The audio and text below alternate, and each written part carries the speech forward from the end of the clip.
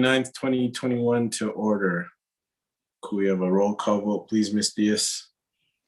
Councilor Garcia, Present. Councilor Abeyta, Here. Councilor Lindell, Here. Councilor Vigil Coppler, Here. and Chairman Rivera. Here. We have a quorum.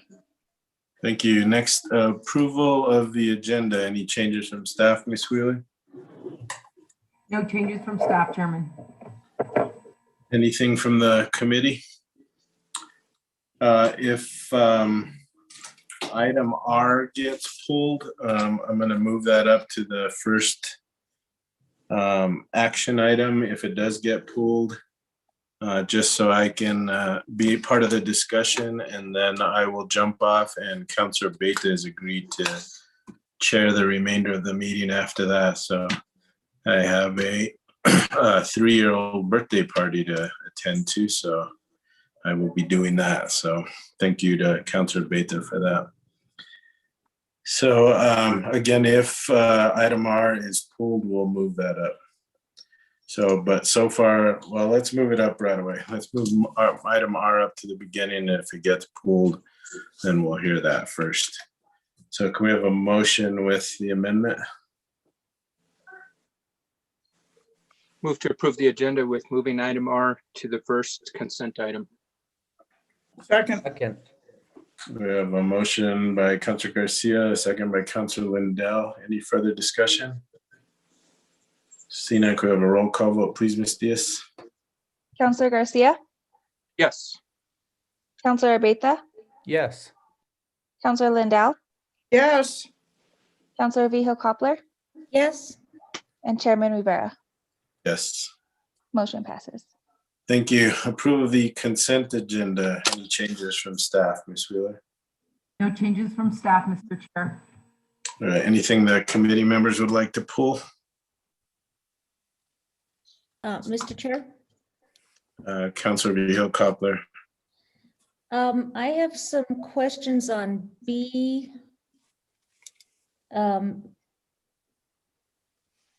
H.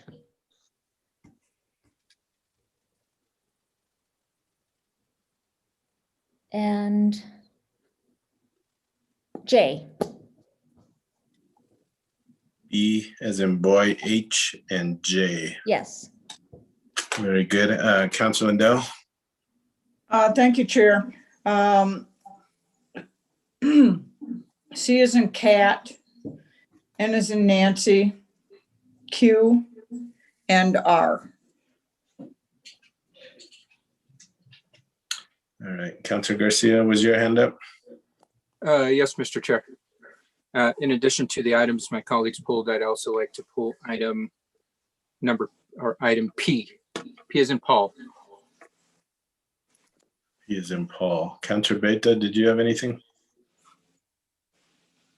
No, it was already pulled. Thank you, Mr. Chairman. All right, so we have items B, C, H, N, J, Q, R, and P.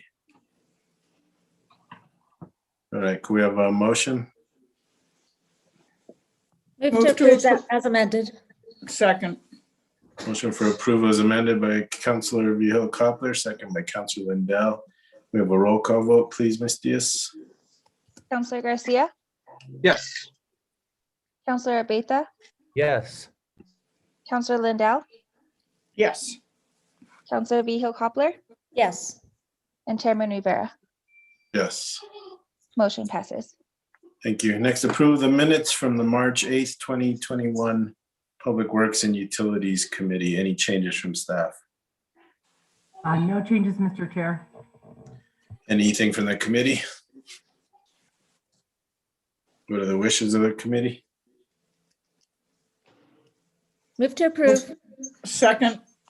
Motion for approval by Councilor Vigil Coppler, second by Councilor Lindell. Any further discussion? Seeing none, can we have a roll call vote, please, Ms. Diaz? Councilor Garcia, Yes. Councilor Abeyta, Yes. Councilor Lindell, Yes. Councilor Vigil Coppler, Yes. and Chairman Rivera. Yes. Motion passed. Next, public comment. Do we have anything for public comment, Ms. Diaz? Mr. Chairman, no, there was no public comment today. Very good, thank you. No presentation or informational items, so we're on to the pooled items, and the first one is item R, which is an ordinance regarding the Independent Salary Commission, making clarifications, amending certain sections and changing certain sections, and the effective date of the salary to align with the term of the mayor set forth in the Santa Fe Election Code. And really set for the future schedule for the Independent Salary Commission, being sponsored by myself, Councilor Romero Worth, and Councilor Lindell. So I believe Councilor Lindell pulled this. Thank you, Chair. I'm trying to get it pulled up here.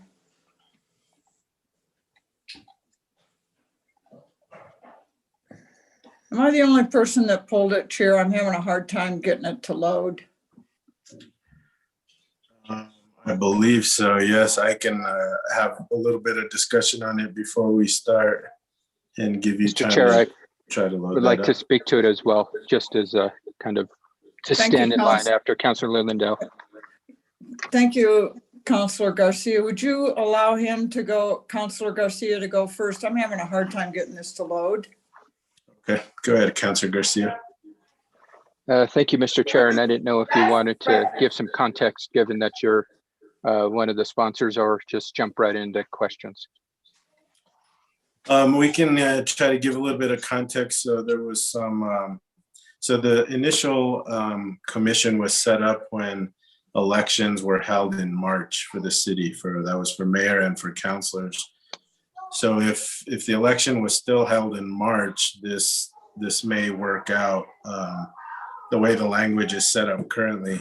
However, because we changed the election to November, it set the schedule off by a few months, so that then the current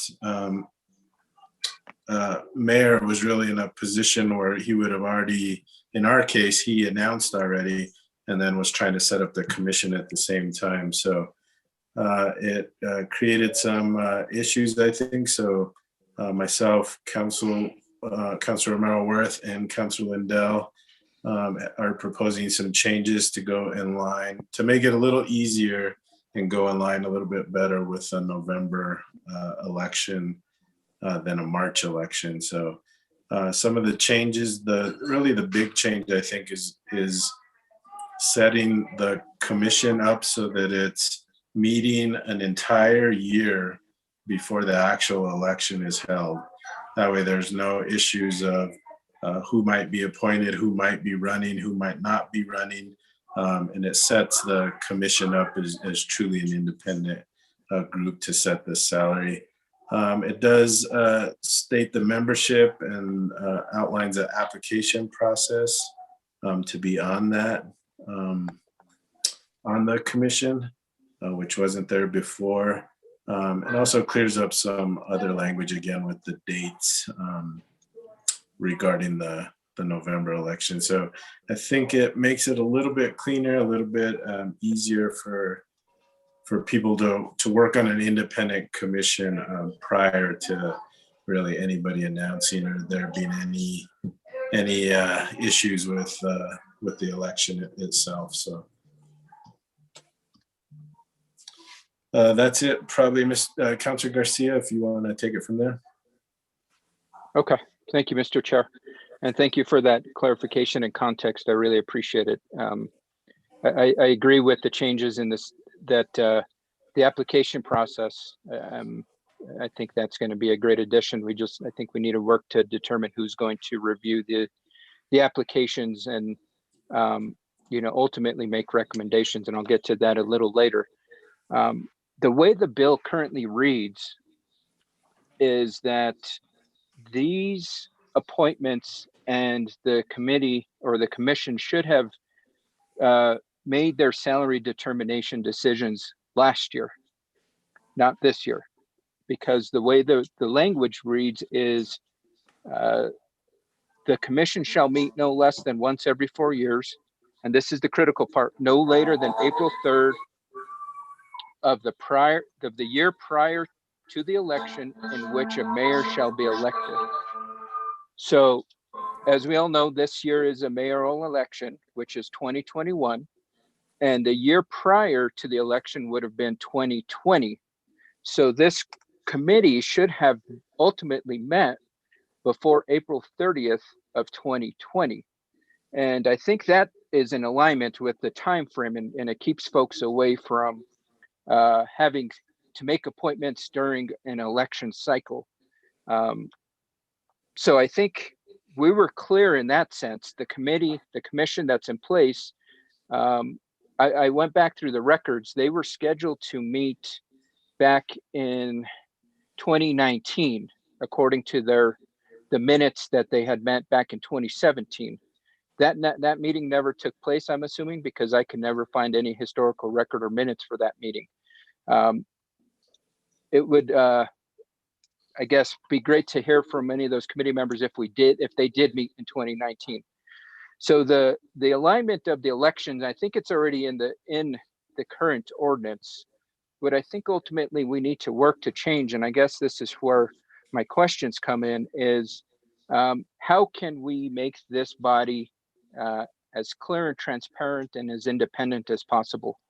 And so I see that we have City Attorney McSherry with us, and I guess she would be the best person to answer the question in regards to where does it lie within our city rules, whether it's the city code or our municipal charter, that the mayor ultimately has to make the appointments for these positions.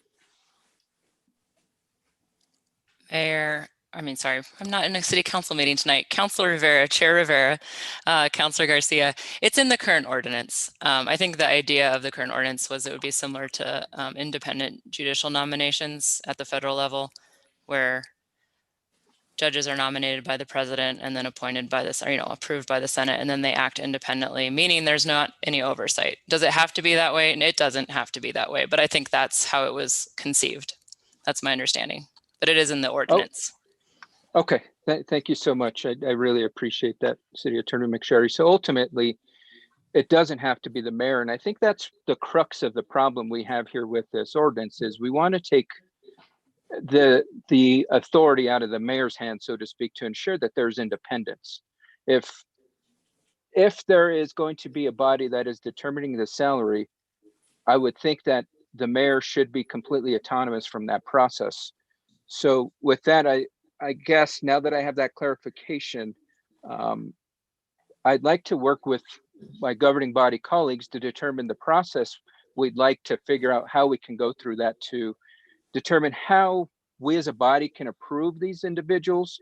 The process, now that there's a proposal to have them go through an application process, who's going to review the application, who is going to be the body to make the ultimate recommendation to the governing body. And that way it's not the mayor that makes the appointments, it's an independent body that makes the appointments. I see Councilor Lindell's hand up, and maybe she has some points on the matter. And I with that, I think I'll go ahead and jump to my next question, and then I'll hand off the floor to my colleague. With the way this is currently written, it is my understanding that there wouldn't be any convening of this body, so there would be no salary adjustment conversations to be had, and the current salary would stay in place until January 1st, 2025. Am I correct in that understanding? And I guess that maybe that is for City Attorney McSherry. Chairman Rivera, Councilor Garcia, so I think it would be the beginning of the next term so 2 mayors from now, right? So right. If the next mayor starts in 22, I think it would actually be January 1st, 2026. Is that right? Okay. 4 years after that? Yeah. Okay. Thank you for that clarification. So we would not make, and that we would have the salary as is for the next 5 years foreseeable. Chairman Rivera, Councilor Garcia, under the current proposed terms, yes. Okay, awesome. Thank you so much. those are the only questions I have at the moment. And so with that, Mr. Chair, thank you for allowing me to ask some questions, and I'll now yield the floor. Thank you. Councillor Lindell. Thank you, Chair. Thank you, Councilor Garcia. You know, my thoughts are pretty much along the same lines as Councilor Garcia, and I'm wondering, Councilor Garcia, if you'd like to, one of the thoughts that I had in looking at this, and it's not particularly well thought out, but it's an idea that if, excuse me, that dog toy's a little too loud. The children. Councilor Garcia, if you'd be willing to work with me, the thought that had come into my head in looking at this again today was, what would happen if every place that it talks about where the mayor chooses or the mayor appoints, if we substituted the chairman of the finance committee rather than the mayor? And if you'd be willing to sit down and go through this with me and work on it, I'd be more than happy to do that. I think that we could make some progress. I'm clearly not making much progress right now, but I'll yield the floor, Chair. But Councilor Garcia, let's be in contact about that. I got it.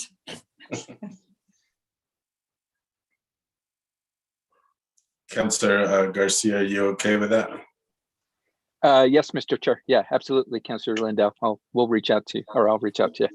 Let's do that in the next couple of days, okay?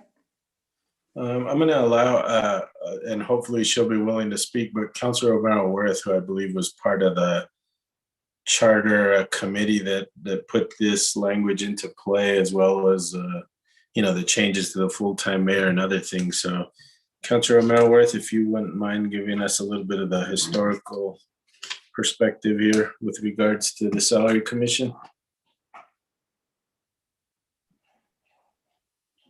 Thank you, Mr. Chair. I think what I would say is that the voters in 2014 approved a charter amendment that requires a salary commission. It's in our charter. So I know there had been some talk about, I think there was a newspaper editorial that suggested that why don't we just, have the salary increase according to, say, cost of living or some outside measurement that would help it stay current as we get further along. The problem, of course, is that the voters said there should be a commission. So until a new charter commission is constituted and reviews this, we are required by our charter to have a commission. The ordinance is what talks about how you appoint the commission, what parameters they can use to set the salary, and the other pieces of how this works. And I would agree with the city attorney that what's happened here is, if this commission had been constituted last year before April 30th, we probably wouldn't have had the problems that we had, because we wouldn't have been in an election cycle. For this group now to meet, we are definitely now in an election cycle. And so we want to realign. And of course, there are more than one way to do this. And I think if councilors have ideas, they should. The idea, I think, initially was that it be independent. And there were a number of things that were done to ensure its independence, like saying that there should be a cross section of people from the community who sat on the commission, and that they come from very specific places. You'll see in the bill that it says things like we should have members of various community groups, so that you got a broad cross section of folks who were weighing in on this. And then it also, in the bill, suggests that you look at certain parameters for how you set it. You can't just pull a number out of the air, but that you should look at others, quote unquote, CEO salaries in the region, in the community, to make sure that you're in the ballpark of what a CEO should be making. And so I think the reason why they couldn't say a specific salary is because you don't want the governing body deciding what that salary is. It was supposed to be an independent group looking at various factors and then figuring out where to set it. So there are a number of things that were put in place to help the commission be independent. And again, I think we've run into a problem because it's misaligned. There are other models out there, and if there are other ideas about how to make improvements, there is more than one way to accomplish what we're trying to do here. I don't know if that helps, Chairman, but thank you for the opportunity to speak. Yes, thank you very much. Ms. McSherry, so even if the mayor didn't make the appointments, let's say people applied and it was the chair of the finance committee that took in applications and then made appointments, or, well, I guess they would still have to make those recommendations through the mayor and then through the governing body. Would it continue with that process? Chairman Abeta, there's nothing requiring the mayor to be part of the process. I would just note that a finance chair can also run for mayor. So if that is a concern of folks, if that's the concern, is that the person appointing might run for mayor, it would be, anyone in the city who's a registered voter can run for mayor. So I think moving it further from the process is one way to create independence, but I don't know if you want to also say they won't be eligible for mayor if they're making the appointments or something like that, or someone who absolutely won't run for mayor, if that's the primary concern. Because some mayors won't run for re-election, some non-mayors will run for mayor. Great point. Thank you very much. Councilor Garcia, you have your hand up again. Yeah, Mr. Chair. Our neighbors to the south, Albuquerque, I think what they do with their process is they have an independent body that reviews the applications and makes the appointment or the recommendations for appointment, and ultimately the governing body as a whole appoints the members. So the governing body and the mayor are taken out of the process in regards to selecting the individuals, and all they hear is the recommendations by independent bodies. Okay. Just wanted to kind of put that out there. All right, I appreciate it. I don't think anybody's, sounds like everyone's interested in exploring or looking at language changes that you and Councilor Wendell might work on. So we'll look forward to that. Councilor Vigil or Councilor Garcia, were you done? Did you have anything else? That's all I had, Mr. Chair. Thank you so much. All right, Councilor Vigil Cobbler. Thank you, Mr. Chair. I was thinking as we were talking, we have an ethics review board or committee, which also I think, and Ms. McSherry, you can correct me if I'm wrong, don't they also hear like campaign code things? Maybe they would be, that's an existing commission who knows a lot about elections and such, and maybe they would be a body who would review and determine this. That's just a suggestion of a committee or a board, I can't remember which they are, that maybe we could invoke some additional responsibilities. But that's just a thought. Thank you. Thank you, Councilor. Any other questions or comments on this issue? Looks like there's still some work that is going to be looked at in the next couple days or so. So did you want to add anything else, Mr. McSherry? Did you put your hand up? I wasn't sure. Chairman Rivera, I almost did, but now I did. So what I would like to say is that if we do make these timeline changes, that actually buys a lot of time to come up with strategies on who makes the appointments as well. So I guess I would encourage us to fix the timeline as a priority, because I do think we need to have a commission. We do need them to set the salary at some point, and if we don't change the timeline before the end of April, there is an argument that we need them to meet before April. So I guess I would just request that the governing body change the timeline as a priority, but the other changes certainly, if we can make them, that's great. But there would be a lot of time and opportunity to make additional changes if we do the timeline first as well. Got it. Another great point. Thank you. Councilor Garcia. On that point, Mr. Chair, aren't we somewhat out of compliance already? Given, as I mentioned earlier, the way the current ordinance reads is that it's supposed to meet no later than April 30th of the year prior to the election in which a mayor shall be elected. So that means that this body should have met in 2020. So we're, in essence, we're late. We're nearly 12 months late on this process. So I don't think we're necessarily strapped for time in that sense. I think we need to review the timeline, but I think we're already late on that process. The recommendation should have been made last year, not this year. That's all I have, Mr. Chair. So I think if the election were still in March, then that April 30th date would be great. I think we could follow it. But since the election is now in November and all our timelines have moved up,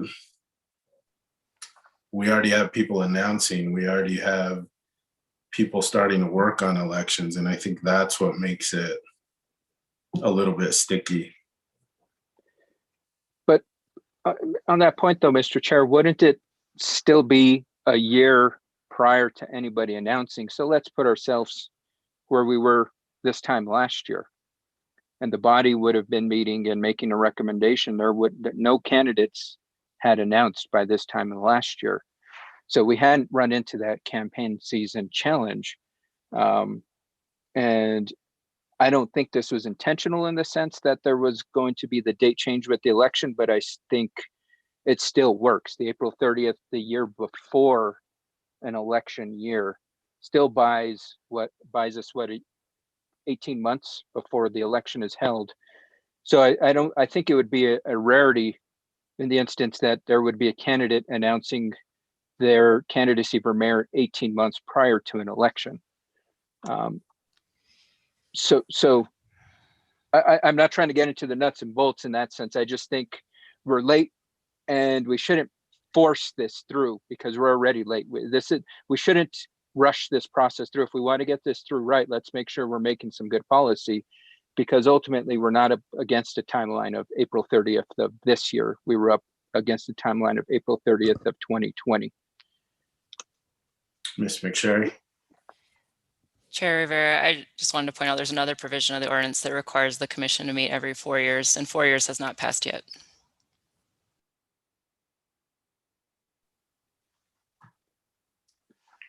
Thank you. So again, your Ms. McSherry, your legal recommendation is that we, at the very least, extend the timeframes that are listed here, and then that'll buy us the time that we need to make whatever changes we feel are necessary to have a truly independent commission.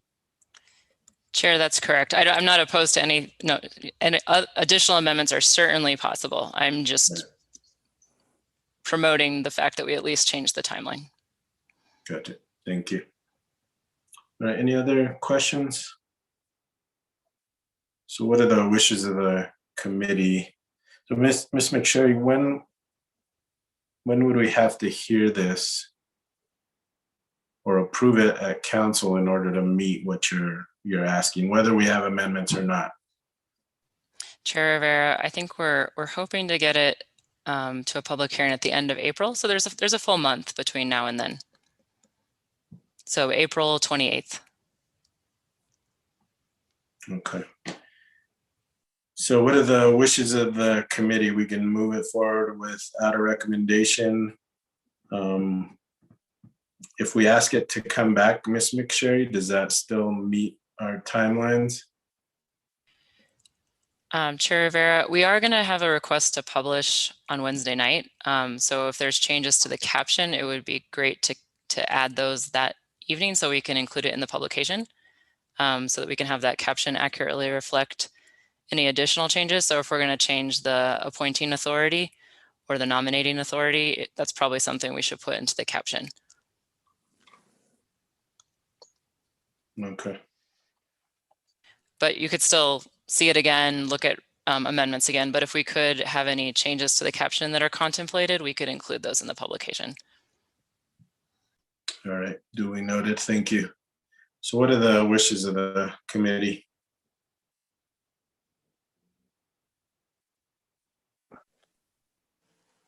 And if we don't move it forward at all, Ms. McSherry, it'll still go to publish as is on Wednesday night? Chair Rivera, it is on the agenda and you could still vote on the publication, yes. Okay. All right, there's also, we can also request for it to come back and be heard at this committee at the next meeting as well, after changes have been worked on. Mr. Chair. Chair, Oh, go ahead, Councilor Lindell. I was going to just make a motion to move it forward without a recommendation. We have a motion to move forward without a recommendation by Councilor Lindell. Is there a second? Second. Second by Councilor Beta. Is there further discussion?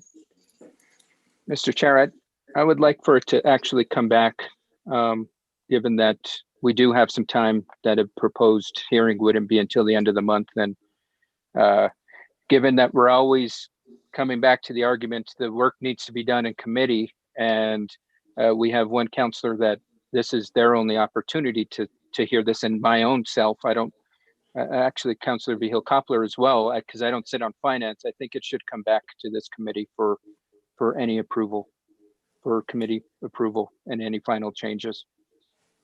Councilor Lindell, will you withdraw your motion? Sure. Councilor Beta, will you withdraw the second? Yes. Councilor Garcia, you want to make a new motion? Sure. I make a motion to have this item returned to our next Public Works meeting in 2 weeks. I'll second that. We have a motion by Councilor Garcia, second by Councilor Vihil-Coppler. Any further discussion? We have a roll call vote, please, Ms. Diaz. Councilor Garcia, Yes. Councilor Beta, Yes. Councilor Lindell, Yes. Councilor Vihil-Coppler, Yes. and Chairman Rivera. Yes. Motion passes. Very good. Thank you. And thank you, Councilor Beta, for taking over the rest of the meeting. Did you get all the items that were removed? I did, Mr. Chairman. Go enjoy your party. Happy Very birthday. good. Thank you. Appreciate it. Oh, have a good evening. Eat some cake, Mr. Chair. Yes, sir. Okay, so our next item is item B, which is a request for approval of budget adjustment resolution in the amount of $290,000 from the general fund reserves to park service contracts. Councilor Vihil-Coppler. Thank you, Mr. Chair. I just have some questions for Ms. Wheeler about the plans here. So first, if you can just briefly go over how this money is different from the $5 million that you met with all of us on separately. How is this different? Because some of the things here look similar. Yes, thank you so much for the question. Acting Chair Abeka and Councilor Vihil-Coppler. The list that we reviewed for the $5 million of immediate capital needs are capital investments really targeted that have to be spent on improvements that have a significant durable life of 10, 15 years. This money that's being borrowed is immediately available for the fiscal year 21. It gives the Parks Division additional resources to be prepared as the community reopens and floods back into our parks. And so it's really targeting getting actions right this very moment in more of a maintenance and performance operating type of expenses for the parks. And they sound similar because it's for the parks. And so there's the range of, whether it's the day-to-day chopping of the grass or collecting of the trash, or in the capital improvements, resurfacing a tennis court, or taking care of trees that need to be replaced, where a new tree would be a capital investment. So they can sound similar, but they are different types of money and different types of activities. Melissa McDonald is here as well, and she can provide additional clarification. Okay, well, that could happen. I wanted to know if you have a work plan for what's going to happen first, second, and third. Like for example, the ball fields, there's 10,000. Where are you going to start? What are the priorities? I guess I want to ask. Well, it looks like Melissa would be the best one to answer, but I will say that this is operating capital of operating funds. And so it all needs to be spent by the end of June. So it'll be tackled largely in parallel, but certainly Melissa can provide additional information about the work plan. Councilor Beta, Councilor Cobbler, thank you very much for the question. Yes, we do have a work plan. We are making our top priority right now the athletic fields and the ball fields because those are going to be opening soon and we need to get them upgraded. We also need to get some new fencing and some repairs to our dugouts on the fencing there. Because we've had some vandalism and homeless encampments in them and things like that. So we want to get that cleaned up. That's our top priority. We're also coming in and repairing the soil, the infill soil, things like that. The next big push is going to be a citywide cleanup of litter. There's been a lot of litter kind of generated. There's encampments and parks and things that we need to remove. So we want to make that a priority as we open up and people are out and about in the parks. At the same time, it's going to be a busy time with our weeds growing. We all know that happens every year. And so it happens to fall in April, May, June, July, which are our peak growing seasons. It actually goes all the way into September, but this is part of a ongoing plan that was reduced when we had the COVID cutbacks. So we were reduced and we're unable to, so this is for us to catch up and stay on top of those weeds. So we're really looking at a 2 to 3 year period where we can really be intensive on the weeds and try to reduce the seeding. We're timing it so that it happens before they seed. And we have a number of items that we're kind of looking at how we stage it out, but that's our main focus, is to get the seeds before they go to seed. Thank you for that. I wonder, do you have, like with regard to the ball fields, do you have priorities of which ball fields are going to be first, second? Because 10,000 isn't that much. So maybe you're tackling the worst, or is there enough in this 10,000 to do it all? And then the other one is, if you can, I guess, with regard to picking up litter and the encampments, are you just going to start somewhere, or where are you going to start? I guess that's what I'm looking for, like places. Right. Because I'm concerned about the mid and south side, and that, maybe I know they have needs and they have issues, so it would be nice to see that done and addressed right away. Councilor Beta, Councilor Copper, yes, we do have that number for the ball fields is smaller because we do have some money that we've already been working on the ball field. So this is to kind of make up some shortfalls that we see. We had to adjust our budget at the end of the before COVID started, so we're just kind of anticipating needing to do that. We are also deciding where to pick up litter based on a lot of the CRMs. Certainly the South Side has quite a bit. There's a area behind Capitol High and off of Airport Road that has a tremendous amount of litter and illegal dumping. So we're really trying to link it to where some of the complaints are, so that the bigger ones that we need to clean up, really getting those out of the way. So we have prioritized those. Then once we get the bigger ones out of the way, we will kind of go through all the parks and just try to make sure that we're staying on top of it. So which ball fields are you working on? I believe coming up, we are starting at Regal. A lot of this money is for the actual gate repair. So all of them are going to get them. All the dugouts are going to get the $10,000. So that's to get the gates repaired so that we have gates. Okay. And I just want to make a point that, I think it is a good idea to follow what the CRMs are, but really what I'm learning is the squeaky wheel gets the grease. And there's a lot of people that aren't comfortable with calling city councilors or even know the number to call it into the CRM. And so I think that's good. I do think eyes and ears are also good as city employees are driving around and they see stuff.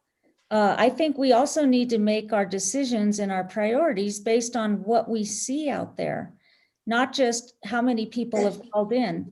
You can get 5 people calling in on the same thing, or you can get 5 of this one person calling in 5 times. So, and I know, that's a little bit the way the police department works on complaints. The more the squeaky wheel gets the attention. And so I have no problem with that because I think a lot of our city facilities need work. But, I worry that sometimes the more vocal get their needs first, and maybe they're not really on the South Side where they maybe need to be, because I think there's a little bit more hesitancy to call in things. So I would just caution to to be very familiar with our facilities and judge where the money goes based on that as well. So I believe those are all my questions. Thanks to you, Ms. McDonald and Ms. Wheeler. Thank you. Okay, other questions? So I'll move for approval, Mr. Chair. Okay, we have a motion. Is there a second? Second. Okay, can I have a roll call, please? Counselor Garcia, Yes. Counselor Lindell, Yes. Counselor Vihil Coppler, Yes. and Chairman Abeyta. Yes. Motion passes. Okay, so that leads us to item C, which is a request for the approval of amendment number 10 to the Santa Fe Rail Yard Community Corporation's amended and restated lease and management agreement, which will increase the existing rent deferral for FY21 from $100,000 to $500,000, with deferred amounts to be repaid from FY22 to FY24. Councilor Lindell. Thank you, Chair. I just was curious. Mr. Burnett, are you answering this tonight? Yes, ma'am. Okay. I don't need to go into a lot of detail on this. We have a current deferral of 100,000, and now it's going to 500,000. So it's 400,000 in 1 year.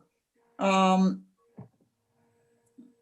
was just curious, and Mr. Burnett, I don't really expect that this is something that you can answer. Maybe you can. How the Rail Yard Corp determined that they would be able to repay this between 21-22 and 23-24.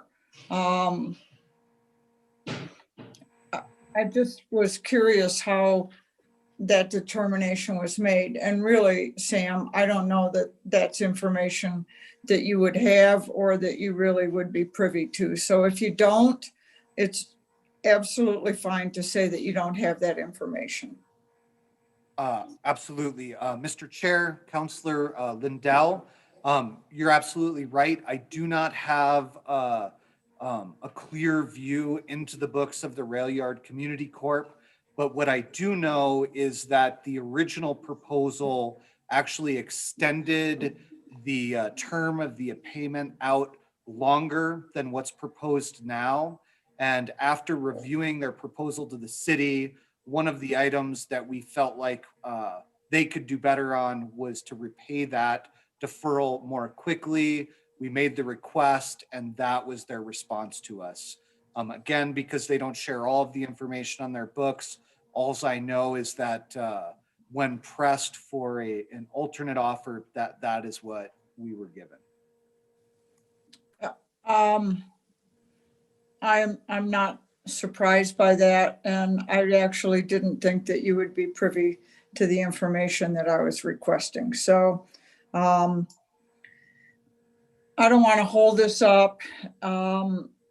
I will make a motion to approve, and I would hope that perhaps the Rail Yard Corp could provide us with an answer going forward. This has got some other stops to make. Okay, so we have a motion. Is there a second? Second.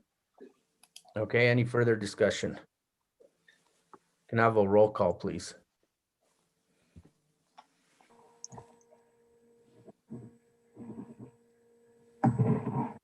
Counselor Garcia, Yes. Counselor Lindell, Yes. Counselor Vihil Coppler, Yes, and Chairman Abeyta. Yes. Motion passes.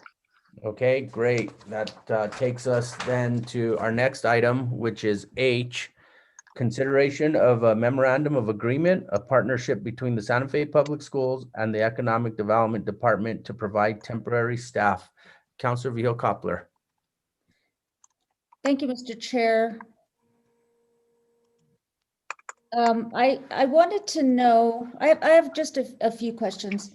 Are these sessions by the city temporary community development specialists, are the community development specialists going to be physically there with the students, or is it totally online? Hi, thank you, Mr. Chair and Councilor Coppler. Economic Development is my first public works meeting, so thank you for having me and for your time and for your question. So yes, Counselor, the community development specialist will be at the schools. This is an internet cafe program that the schools have put together as the students transition back into school, and not all the teachers are back. So they've set up these internet cafes where they need additional supervision. So the tutors that will be there have agreed to be there on site. Okay, thank you. And then the next question is, I'm assuming you maybe have hired them or they're already going through the process and the recruitment description. I'm wondering, are they going to do background checks? I know that if they're going to be with students, and the Santa Fe Public Schools are, they require some kind of background checks because they're going to be around kids. So are we complying with that, or is it required? Yes, thank you for your question, Mr. Chair, Councilor Vihil Coppler. There will be background checks, and there will be fingerprinted background checks that we figured into the funds that will be needed. It's $44 for a fingerprint check, and the Santa Fe Public Schools will be doing those, but we will be paying for them. And is the city the one are we actually doing the recruitment, or is it being done by the Santa Fe Public Schools? Yes, Mr. Chair, Councilor Vihil Coppler, thank you for that. The schools have volunteer tutors that are in these internet cafes right now, but they need to be supplemented. So that's where our program comes in, and we will be doing the recruiting. We've already recruited a few through the Earth Care program. So there's a few individuals who are already ready to work for these positions, and we'll be looking elsewhere from other partners for additional workers, maybe from partners in education as well. Okay, thank you. And then one last question. Do you happen to know what the pay is? Yes, Mr. Chair, Councilor Vigil-Koppler, the pay is $20 an hour for approximately, it'll be 20 hours a week of work. And we'll be going till the end of the school year and hopefully extending it into the summer and maybe even into the fall. The need is still there, even though the teachers are coming back to schools. There's still 300 teachers in need of additional assistance, is what we're hearing from the leadership at the school systems, that they do need, they're transitioning and they still need these proctors or tutors in the schools. So the program will continue through the end of the school year and maybe into the summer as well. Okay, thank you. Thanks very much for that. Those are all my questions, Mr. Chair. Okay, Councilor Garcia. Thank you, Mr. Chair. And welcome, Ms. Krish, to your inaugural Public Works Utilities meeting. Hopefully you're having as much as fun as we are. I guess my question more so revolves around data collection in regards to this process, because I think it's obvious there is a demonstrated need for the kiddos. I think the stats are, you know, a lot of the kids are failing at least one class due to, you know, the constraints that the pandemic has put on our young folks. And I see this not going away over the summer. And so I see the need still being there into the fall. And I would like to be able to continue to operate this type of service if possible, but we want to be able to ensure that the supports we're providing are demonstrated successful through data. And so I guess back to my question of, are we going to be collecting data? Because I would love to be able to continue to support this practice, because I do think it is going to be a need that is going to be there and it's not going to go away. I think this is a great service we're looking to provide to our young folks, our young leaders. Yes, thank you, Mr. Chair. Councilor Garcia. The data question is important, and economic development, we're all about data and tracking and making sure we're measuring what we're doing to determine our results and where to go in the future. So as a pilot program, yes, this is a school program, so I imagine they are doing their own data collection, but we also have this program running concurrently through, we have community development specialists who are out working remotely right now. There's at least 5 individuals who have been hired temporarily who are doing this in, they're doing remote learning. They're helping the students, they're helping parents, they're helping grandparents in primarily underserved communities in the South Side. It's a primarily bilingual program. So it's adding that extra grassroots support to our community where they speak the language and they're able to meet their needs and refer these individuals to community resources to help them with the remote learning so that they can get through this pandemic successfully, and to also reposition individuals who have lost their jobs during this time and who maybe need to pivot into other work. So these community development specialists are doing that work right now remotely. And they're also working with the Santa Fe Community College to work out, training paths for these individuals who may need to find other career pathways. So we have that program going. And the data that's being collected in that program is being managed through Earth Care. So we have a community development coordinator who's actually leading that program from Earth Care, who will be doing the data collection. And that is very important to us, so that is being done. Okay, thank you. Great.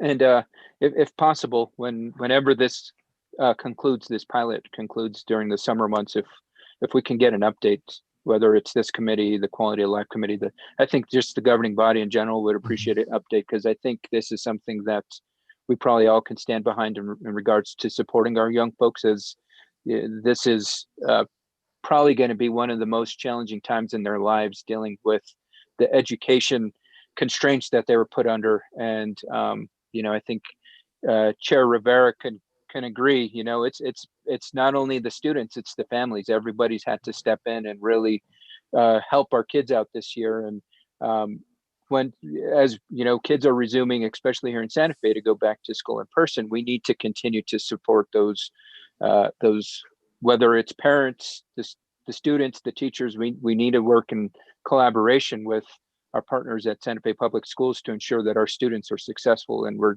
gearing them up for success.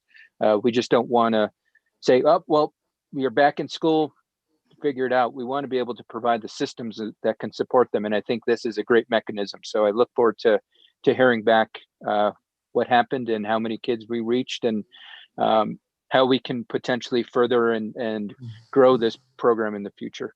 But thank you, Ms. Krish, and welcome again to our meeting.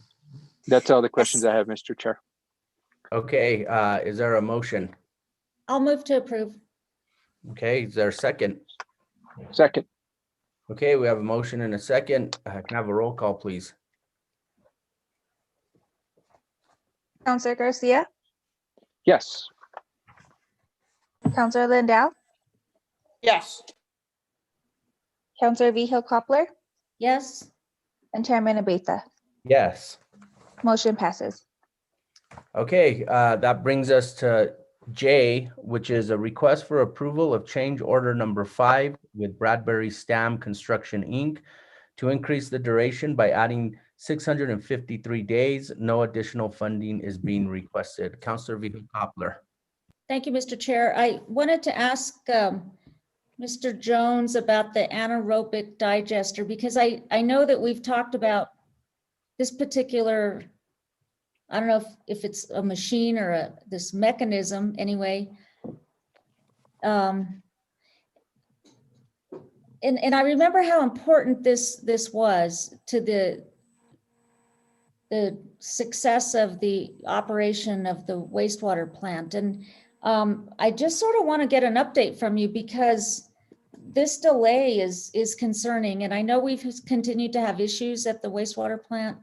So I guess I'm just looking for an update of how you feel it's going, and does this delay have anything to do with some of the problems we have out there? And I think Mr. Jones is frozen. I'm not sure. Oh, there you are. I'm sorry. Mr. Chair, Councilor Vihil Coppler, I apologize for the delay. So this contract actually is with the anaerobic digesters, which are at substantial completion.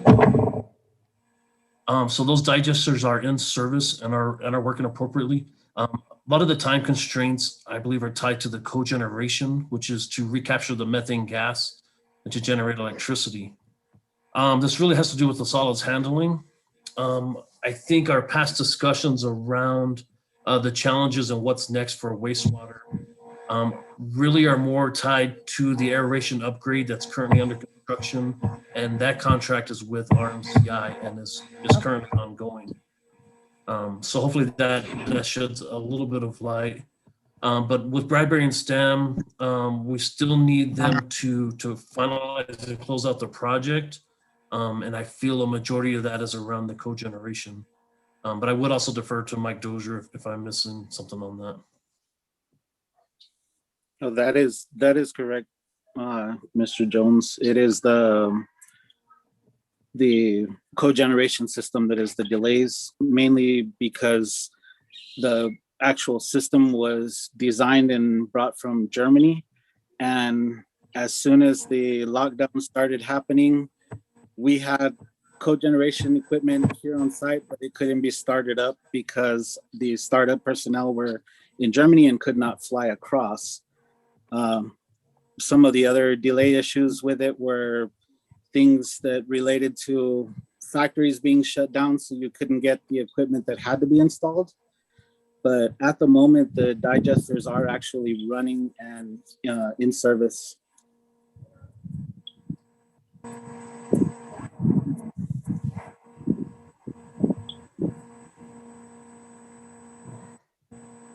Counselor Vihel Coppler, I think now you froze on my computer.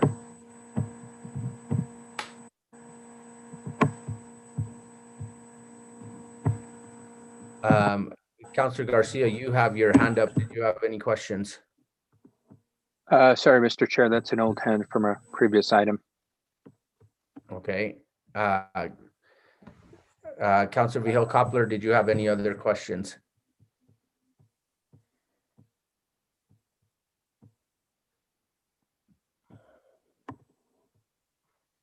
Counselor Lindell, did you have any questions? You're fishing, Chair, but I don't. I'm waiting for Counselor Vihel Coppler to get back on. I know. I know. don't want to move on without her, so we'll give her a couple of minutes.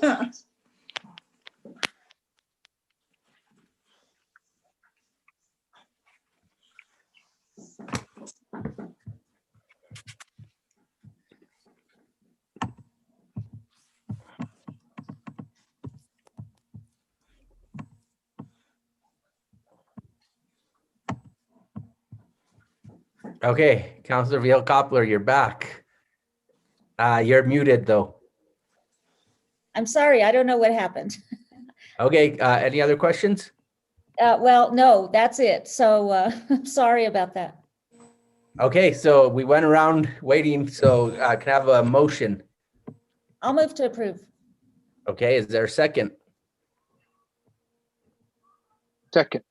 Okay, can I have a roll call, please? Counselor Garcia, Yes. Counselor Lindell, Yes.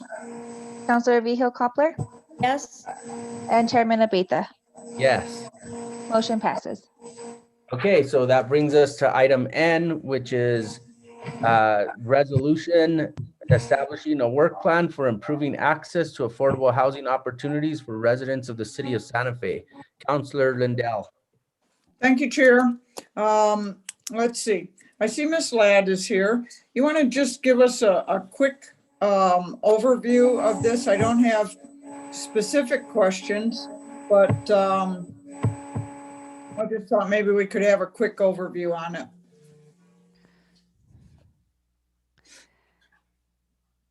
Good evening, committee members, Mr. Chair. The brief overview, we have so many housing things going on right now. I just have to quickly refresh my memory here. This is P, correct? Item P? No, this is item N. Item N. N, okay, I'm sorry, I missed that getting pulled. So item N creates a process for engaging in a council-based discussion about how to move forward with some of the recommendations that we have received from community members regarding funding of the Affordable Housing Trust Fund. Right now, there are a lot of great ideas out there, and we sort of need to pin them down and figure out what is feasible moving forward. I think the shared goal is that we will have a sustainable, reliable, predictable source of funding for the trust fund moving forward so that we can actually create some impact through those funds, as opposed to the past where we were subject to development fees and revenues and real estate activity, which of course we have no control over. And so it was hard to do any planning that could have any kind of large scale effect. And our eligible grantees couldn't equally rely on any kind of funding coming from the city. So this will bring that conversation into the public realm, and also enable the governing body to really dive deep and work out some solutions for us. I think, and perhaps Councilor Romero-Worth may want to comment on this a little bit, because at the Quality of Life Committee, we had a series of presentations and conversations about pretty specific, not only affordable housing, but also human services and sustainability and other topics of high priority and interest. So I think the idea is to really be able to sort of take a few deep breaths and actually have these conversations without sort of the pressure of needing to either make a decision or a funding recommendation also in front of the council.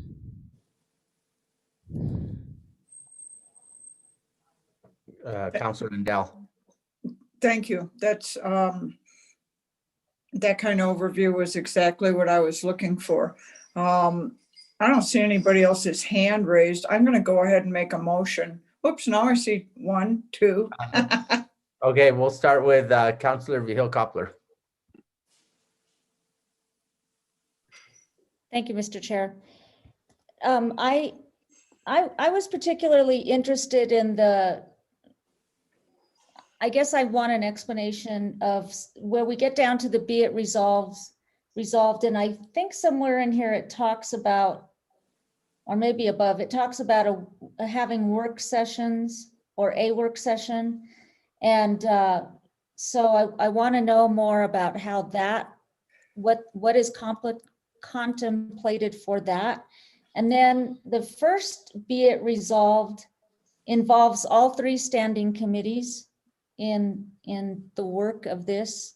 And then the next be it resolved relegates it to relevant committees, which means no more 3 standing committees. And I'm concerned because I don't want to be left out of this vetting process. And so I'm kind of trying to see, is that really going to happen? Is that the way this process is going to work? And of course, you know, I like the work session idea. That's something I think it has been asked for. And I think it's probably the best way for everybody to have input on the council. But if that's not the case, and later on, as you really get into the nuts and bolts, I don't want to be left out. And so that's what I'm asking. Oh, and then one more thing, the FIR talks about staff.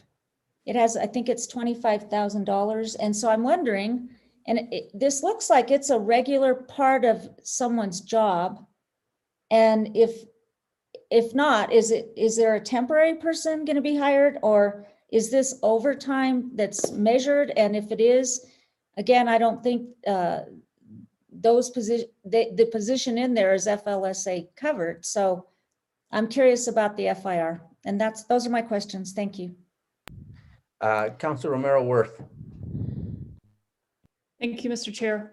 So I think to answer your question, I can't speak to the FIR. I'll let the authors of that speak to that. I can speak to the process that's outlined here, and it was very much designed so that all counselors would be able to participate and analyze and evaluate the many ideas that are in front of us for funding the Affordable Housing Trust Fund, as Ms. Ladd described, so that we have a reliable, consistent, sustainable level of funding. And we have received quite a few recommendations from various groups, from some of our staff, from counselors, and our process is very much committee-based. So we have this group, the Public Works and Public Utilities Committee, we have Quality of Life, and we have Finance, and we have proposals in front of us that can be vetted in the expertise of our committees. So for instance, one of the recommendations is that we use our utility fund surpluses to fund the Affordable Housing Trust Fund. So that recommendation I see as coming before this group, because you all have the staff who are here staffing this expertise of this committee, and who can speak to our utility enterprise funds and how those funds can and can't be used. And so they can do the memos, they can do the analysis, they can do the presentations about why that is or isn't a good idea, a good funding source for the Affordable Housing Trust Fund. The Finance Committee probably is in the best position, given the staff that attend those meetings, to evaluate things like whether a general obligation bond is the right thing for us to use to fund the Affordable Housing Trust Fund. So that staff can write memos and give presentations about what such a bond would look like, how often it would have to be renewed, what it would do to people's property taxes, and that sort of thing. And so the idea is that these ideas that have come forward to us will go to the subject matter committees that we have for some development of the analysis and the presentations. And then once that's done, it has been suggested, so that we can all participate, that those presentations be made to a study group of the entire governing body, so that we can all hear and react to, as a group, the information that has been developed by the various committees. And so that the resolution contemplates a study session. And then I think, hopefully, we will be able to see a path of how we get to the funding we need, again, so that it's at a sustainable, predictable level that we can count on year to year. And I think the administration and staff have recommended the funding that will get by us some time while we do this work. As we've talked about before, there's a budget adjustment resolution in front of the council to add 1.8 million to the trust fund, which in this fiscal year will have given it a floor of $3 million. And I believe there's work being done for next fiscal year so that we have the money there as well. So we buy ourselves a little time. We also buy ourselves some time while the legislature continues to work on some ideas that may also be fruitful for us. If the cannabis bill passes, that may be a funding source that long-term will help us in our goals to fund the Affordable Housing Trust Fund. So again, there are a number of ideas. We do have a committee process on the council, and the idea was to use the expertise of the committees in vetting these different ideas. And then so we all have the ability to participate in the ultimate path that we pick. A study session had been recommended and is contemplated in this resolution. So I hope that helps. Thank you, Mr. Chair. Thank you, Councilor Romero-Worth. That does help indeed, and I appreciate your discussion on it. So then the next question is the FIR. Maybe Ms. Ladd can address that. Chair Abeyta, Councillor Vihil-Coppler, the FIR assumes that there are 4 main departments that would work on this process: my office, Public Works, Finance, and Constituent Services, because a big part of this is also to make sure that the public has a chance to participate in these conversations. So because I believe, and now maybe I imagined it, but I do believe that there is a expiration date or a delivery date in here, but maybe I'm mixing this up with the other resolution. Jesse, you might be able to set me straight here, but the idea was that for 3 months, these 4 staff people would absorb this work into their current workload, because we simply don't have staff or time to bring anyone on board at about anywhere from a 10 to 30% time. So it's a really rough estimate, but it gives an idea of what kind of staff time would be involved. Okay, I think I don't think we've been definitive yet on our FIRs about how we report, what the true costs are. And I've been seeing in other things that have come before us, some monetary items on FIRs. And so the question for me is always, is this new money that's being asked for? And I saw it is non-recurring. But then the FIR says, you know, you're saying $25,000 for additional duties of people who are already, you know, doing these jobs and their salaries are already budgeted.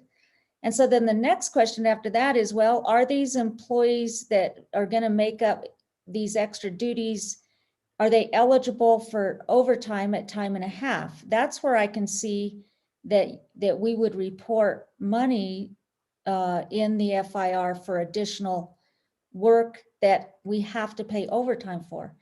So I don't think we're quite clear in the city yet how we define what these salaries are. Are we just trying to say, you know, if we were going to buy this service, this is what it would cost, but we're not buying it. So we're just simply saying we're getting more work. That's what we're saying, right?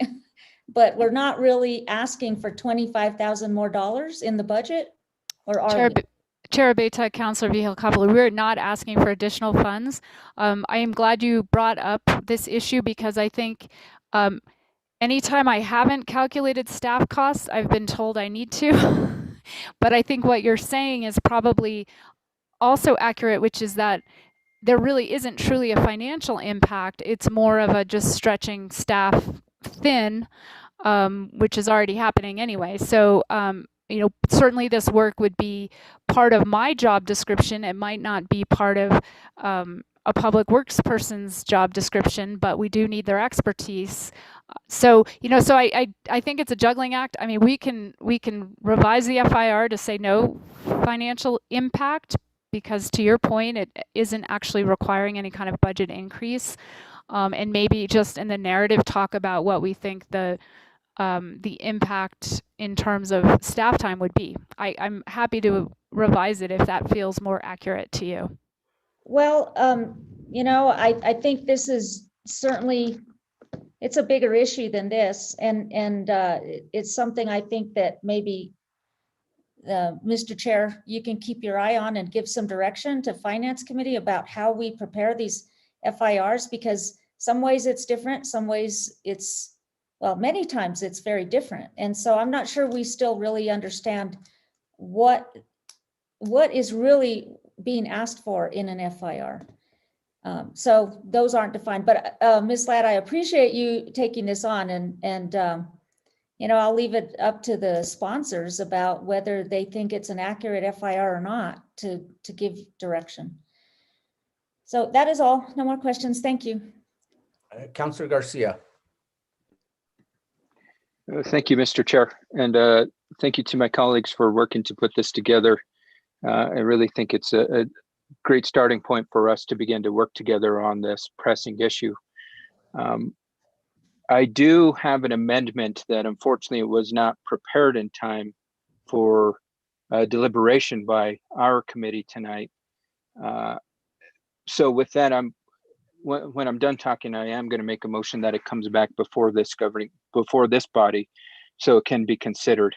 The amendment that I am proposing is that we begin this process with a special working meeting from the get-go. I believe that, and I strongly believe that we need to begin to work on this issue together. We don't need to farm it off to the committees and work in silos and then come back after decisions and discussions are had.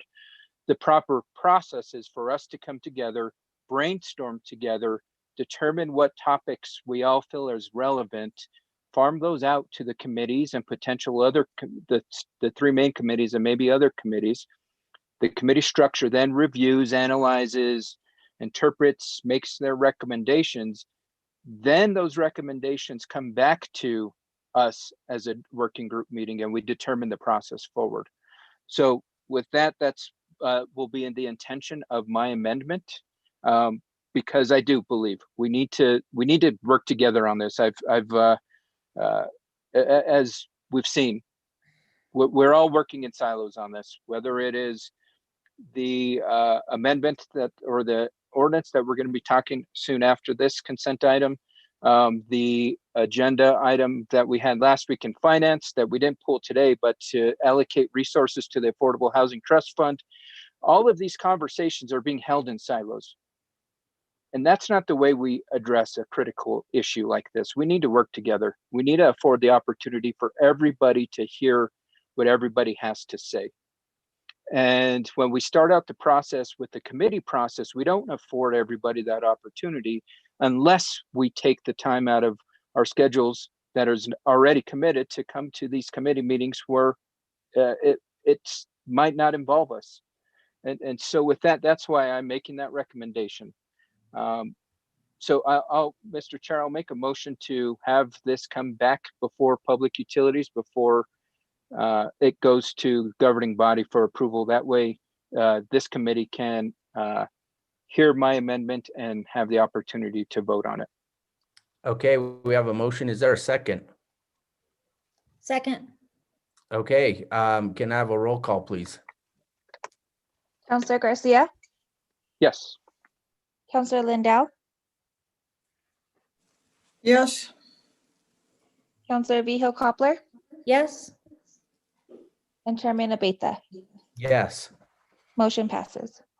Okay, so that brings us to item P, which is a consideration of bill number 2021-9, an ordinance amending section 11-14.5 SFCC 1987 to dedicate half the sales from any sale or lease of city-owned land and buildings to Affordable Housing Trust Fund, and amending section 26-3.6 to add the dedication to the Affordable Housing Trust Fund. Councilor Garcia. Thank you, Mr. Chair. And thank you, Councilor Lindell, for bringing this forward. I really appreciate it. My question is, where does the other half, or where are the other half of the resources, should we sell any land, where is it going to go to? Do you want me to answer that, Counselor? Yes, Councilor Lindell. Okay. I mean, as it exists right now, it all goes to economic development. This ordinance just changes it to, and we don't know how much this is in any given year. It's all dependent on whatever net proceeds we have. But currently it all goes to economic development, and this splits it between economic development and the Affordable Housing Trust Fund. I mean, some years it could be a pretty sizable amount, and some years it might be nothing. So it's just splitting those monies. Thank you for the question. Okay, thank you, Councilor Lindell, and thank you for confirming my beliefs. That's where I thought it was going to go. And given that we don't usually project these resources that might come from this, and it's kind of a bonus, so to speak. I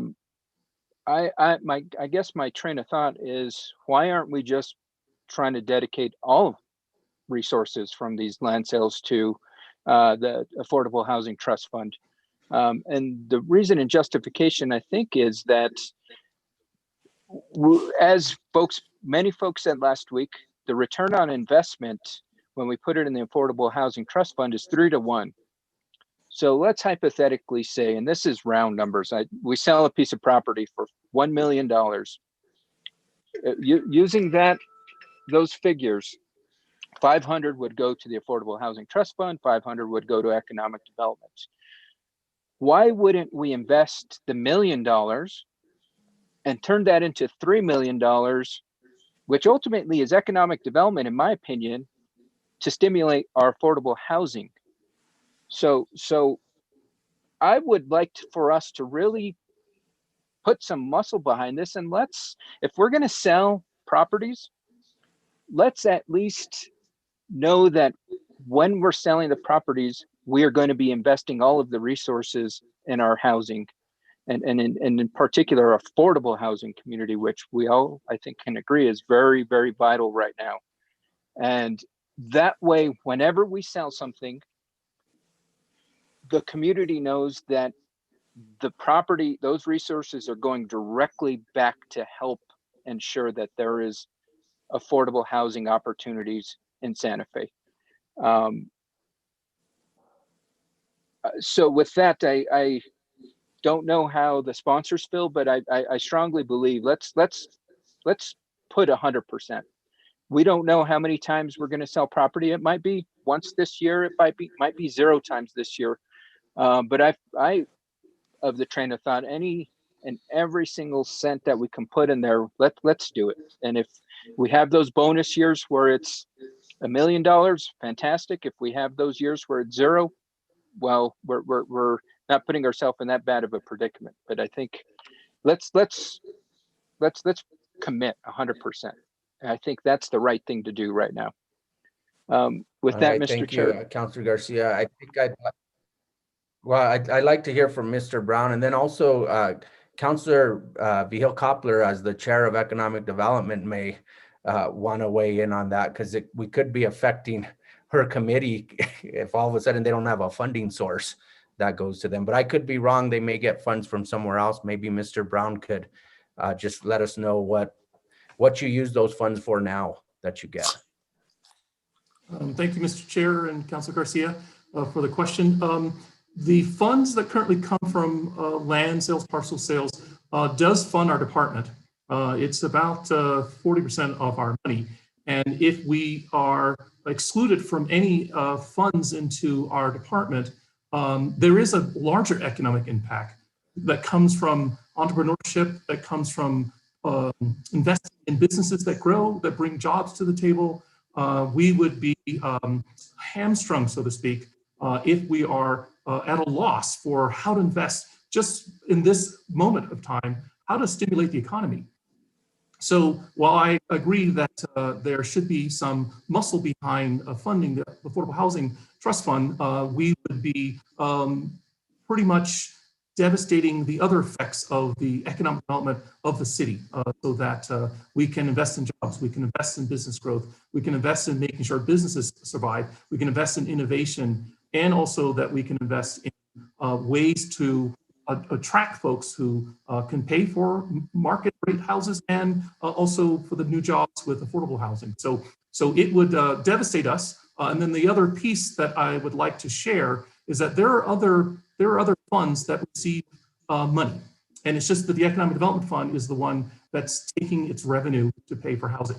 So there are a lot of other land that's out there that is exempt from this housing fund resolution. So while we will be the most affected when passed, there are other parcels that are for sale that will still benefit other departments and the work that they do. So we will have a loss of opportunity to stimulate the economy, to bring new jobs, to bring some economic impact to the city if it went to 100%.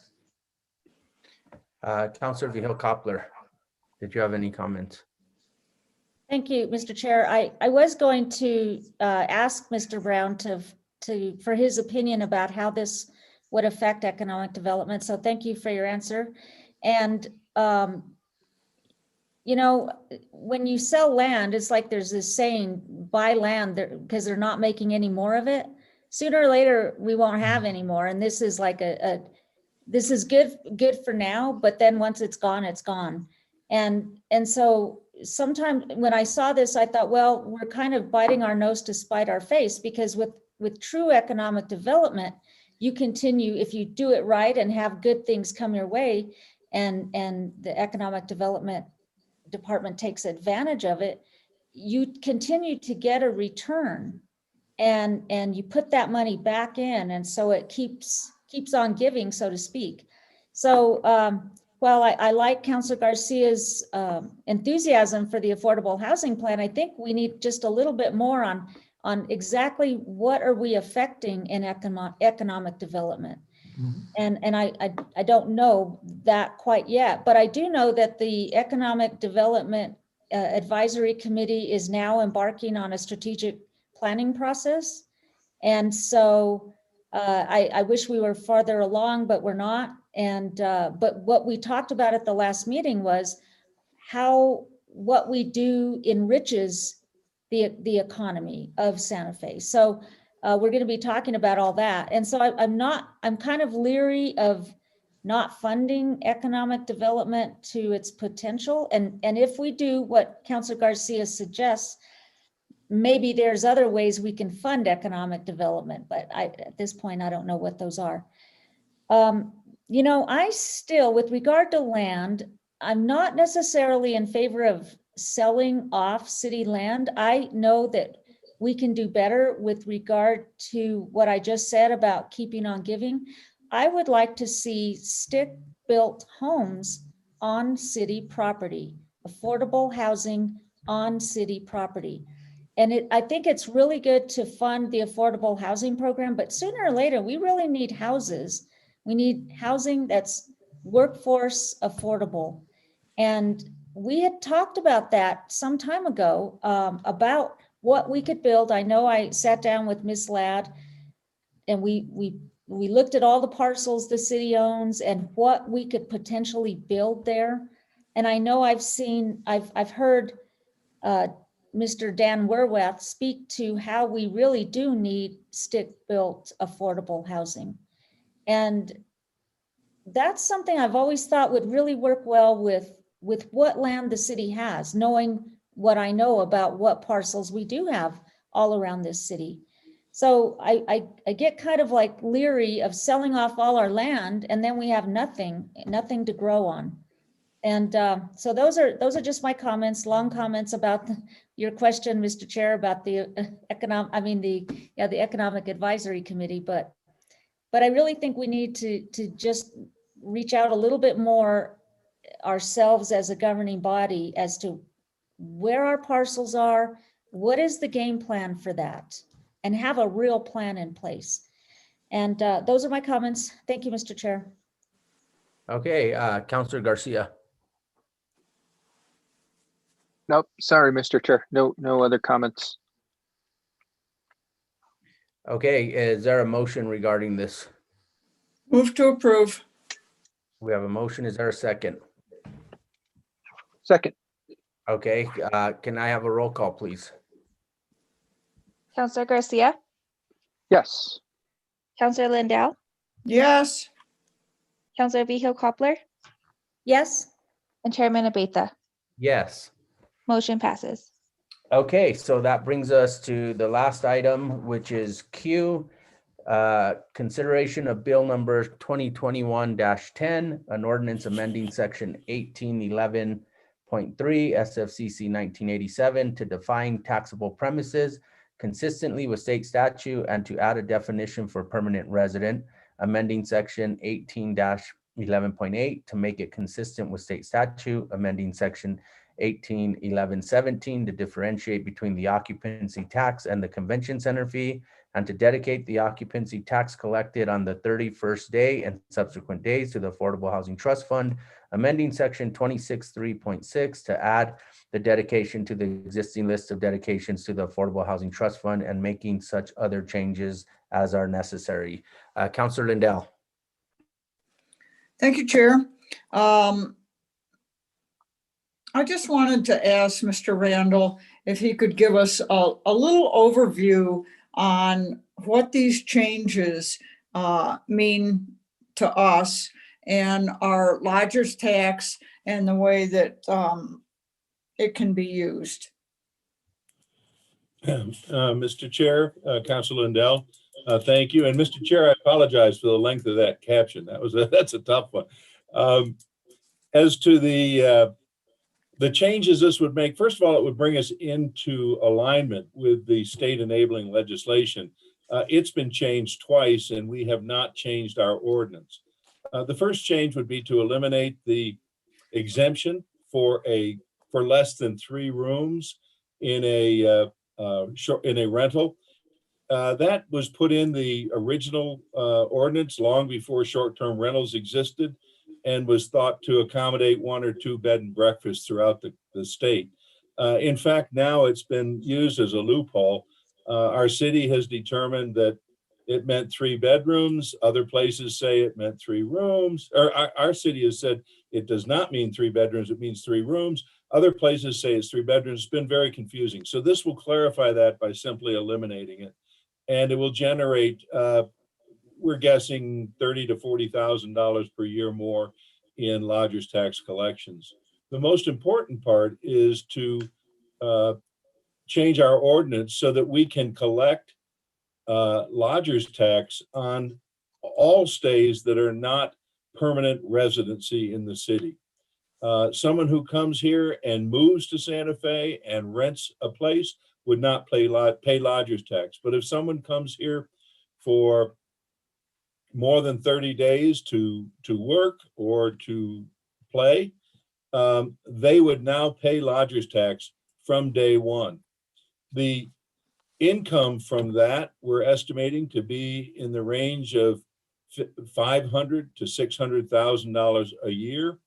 Again, we don't really know because those rentals have never been tracked. They would also apply to rentals that are not currently licensed as short-term rentals, because it would mean that long-term rentals that don't necessarily require a short-term ordinance would be taxed. And the tax from day 1 through 30 would come to tourism and allow us to better promote the city. Those taxes have not been collected in the past. And from day 31 on, all of that revenue can go to a use as designated by the collecting municipality and specified in the ordinance. And the decision, the recommendation, and what's in this ordinance is to allow those funds to go to the Affordable Housing Trust Fund as a regular reoccurring source of revenue for that fund. And so that's where we are, Councilor. Thank you for the question. That answers my question, Randy. I appreciate it. Okay, any other questions? Councilor Vihel-Coppler. Thank you, Mr. Chair. Mr. Randall, do we still have a lodgers tax board? Mr. Chair, Councilor Vihel-Coppler, we certainly do. Oh, and so I was curious, did you take this item to them and what was their feedback?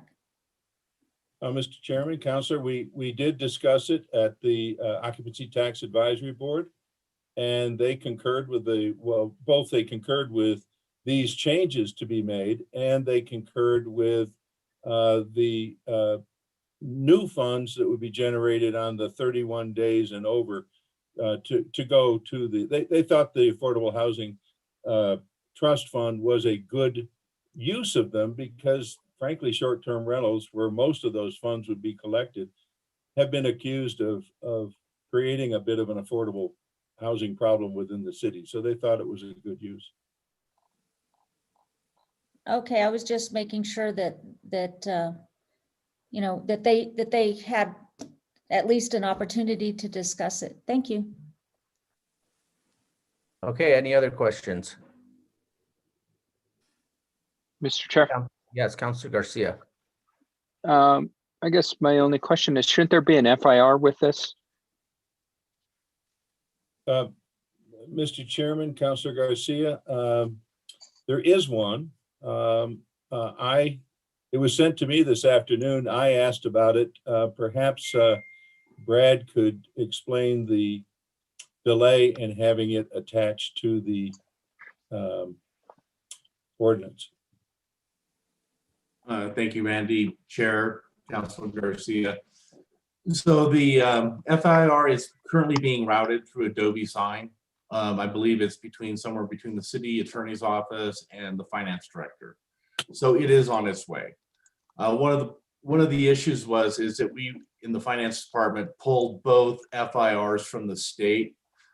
When you look at the FIR for HB 117, which is I think the 30-day rule adopted in 2020, and then I think SB 106 eliminated the 3-room rule in 2029.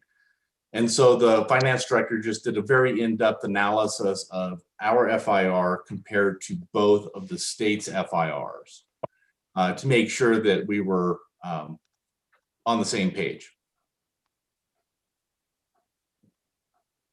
Okay, so the FIR is still being worked on. We don't have one currently. No, it's finalized. It's just in its final routing.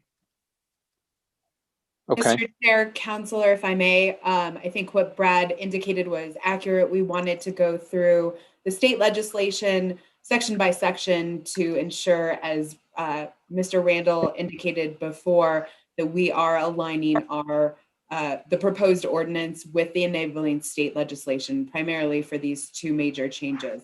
I'm going to ask Brad to give us an overview and highlight, because there is significant financial impact, fiscal impact for this. We will be sending, I've signed off on the FIR. It's currently with the city attorney for her legal sufficiency review. So she will be, as soon as she has that, Jesse can go ahead and send it out to the committee members and to the entire governing body. But there are two ways, again, the revenue and also expenses, where these changes will impact the city. So again, Randy reviewed with you the revenue impact for both of these major sections. And if Brad, if you can review on the expenditure side, what the major impact will be for the city. Thank you, Mary. Chairman, on the expense side, as you can imagine, and this is from data, we don't know, we received 290 tax returns, pretty much from about 290 permittees, short-term rental permittees, when we know roughly 1,000. So with the elimination of the 3-room rule, we expect compliance to be much better, and that we're going to be approaching 1,000 tax returns a month. We are looking at ways to automate that and streamline it, both for those who have to file it, but also for those who are at City Hall that have to process it. But we are expecting a huge inflow of new monthly tax returns. And with that, there will also be coming deposits. And each one is a transaction, needs to go through and routed. Hopefully, again, we are looking at ways to automate that. We're doing what we can. So we're working on that too. But in these two cases, it's going to require additional staff for those who administer the lodger's tax, and that's the Treasury Division of Finance. And so we're asked, and the other one big sticking point too is we're going to be changing the forms, but we're going to have to reconcile all those permittees who do not remit lodger's tax, but rather Airbnb, VBRO, and others of the same business model remit on behalf of the short-term permittees. We want to be able to tie the permittees' monthly tax return to the deposit we receive from Airbnb, and know that whoever they receive that money from, we were paid from. So that's kind of the goal and objective. And the first case is to ask for an increase, a full staff position at $140,000 to be funded out of the lodger's tax for the Treasury Division.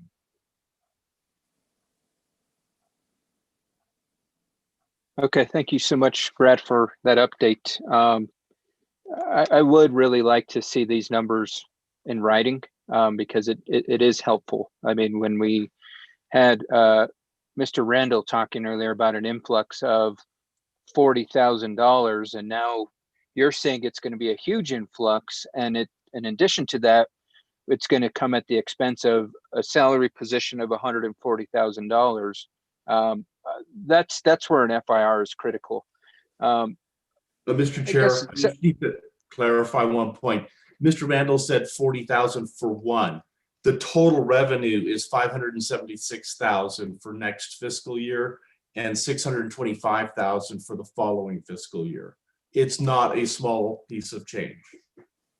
Okay, thank you for that clarification. I appreciate it. And that's kind of makes my point in regards to why an FIR is critical. We need to see that. I know we're not the finance committee, but I know in this instance, it's the only opportunity for one of the counselors. I know it's going to be going to quality of life, so I can see it there. But if once again, this is the committee process, as they keep telling us, we got to hash out everything in the committee process. I didn't see any of the documents for this last night when I was studying up for this meeting. So I'm assuming all documentation was submitted today. the memo and the bill, because I was up 12 o'clock last night and there was no documentation for this because I was ready to push this back for further review because I didn't have the sufficient documentation. I mean, to be honest with you, I thought there was no documentation on this agenda item because I didn't review anything.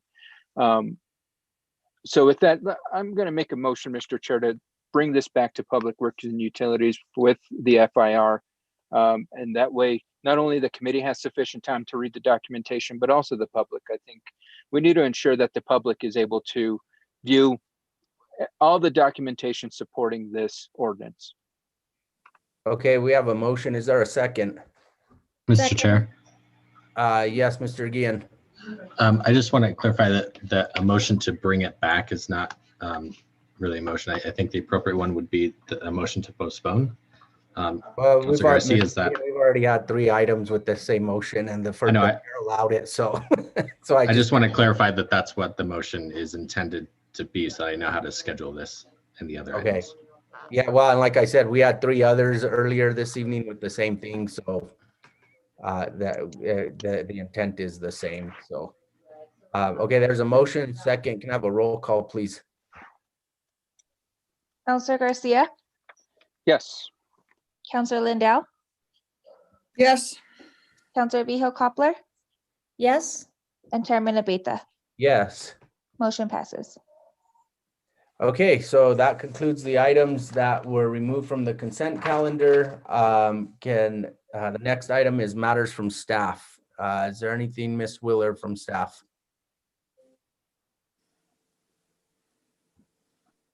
Thank you, Mr. Chair. No items from staff at this time.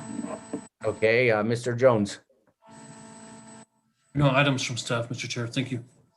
Okay, matters from the committee.